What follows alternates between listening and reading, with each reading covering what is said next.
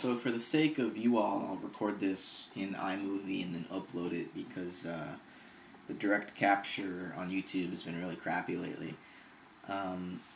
But last night I was in Stickam for a little bit, and it was difficult to get a word in because there was a lot of lag and whatnot. But the discussion was basically about egoism versus altruism. Which is better, which is more realistic, is altruism even a possibility? And a couple of things struck me as interesting. I mean, first off, it seemed that most of the males in the room were identifying themselves as egoists, meaning they thought it was most appropriate to take one's self into consideration, one's own self-interest into consideration in every action that one takes in the world. And this doesn't necessarily mean that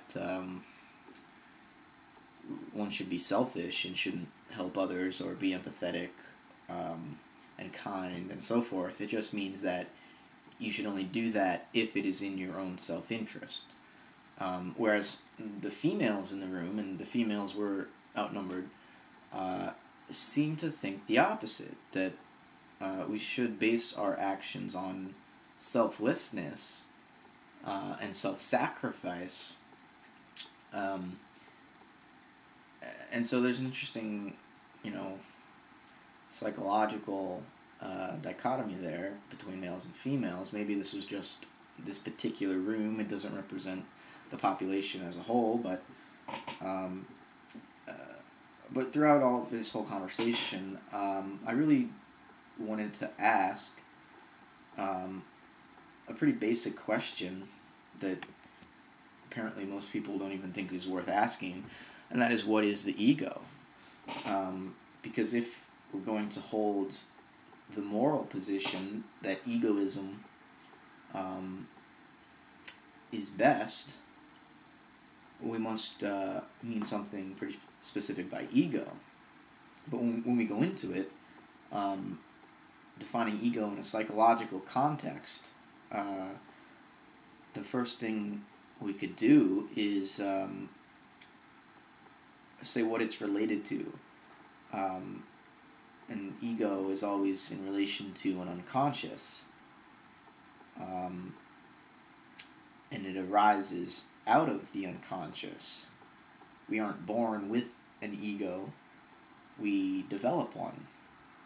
And there is certainly a degree of innateness to this development of ego, but there's also a large degree of socialization responsible for creating this sense of ego in us.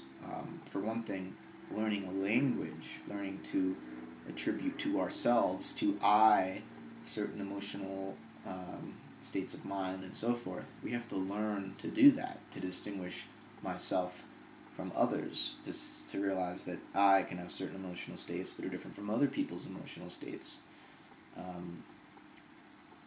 This isn't something we're born with. Though certainly the neurological structure is there to facilitate it.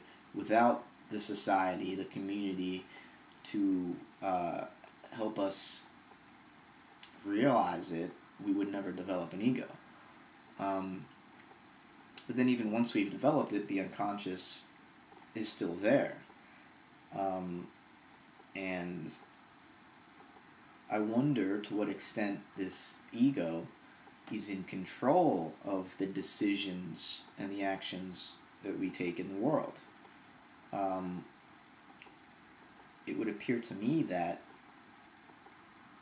most of the time, the way we act is based on our unconscious drives and desires, and not on what our conscious ego thinks it wants. In other words, we may self-describe our actions as being in pursuit of a certain goal, when in reality, that's only a rationalization. the unconscious is actually driving us to do these things for its own purposes, purposes which remain hidden from the ego's point of view.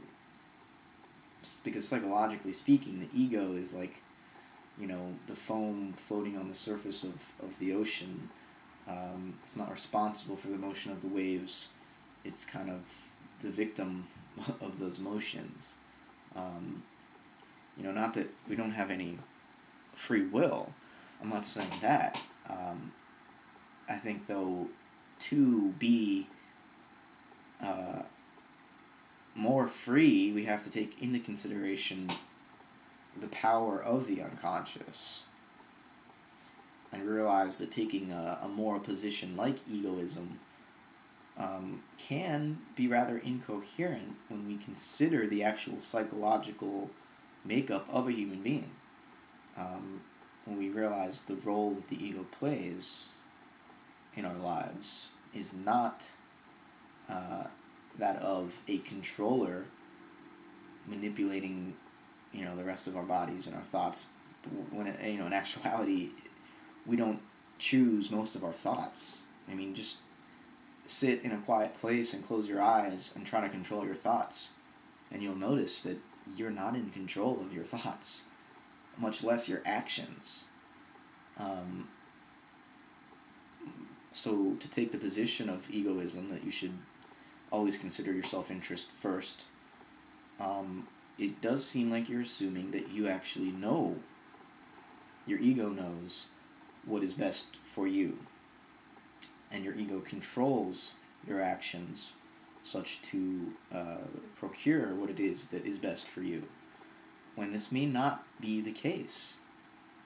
And this isn't necessarily an argument for a more selfless basis of our action in the world, but it certainly points in that direction, in the sense that our own identities are a product of our socialization. We are already dependent upon the others we interact with in the world for our own ego. So before we even consider our own self-interest, our very ability to do so is, in a sense, a gift from our community. So unless we repay that gift through compassion, are we living consciously? Are we aware of the actuality of our existence?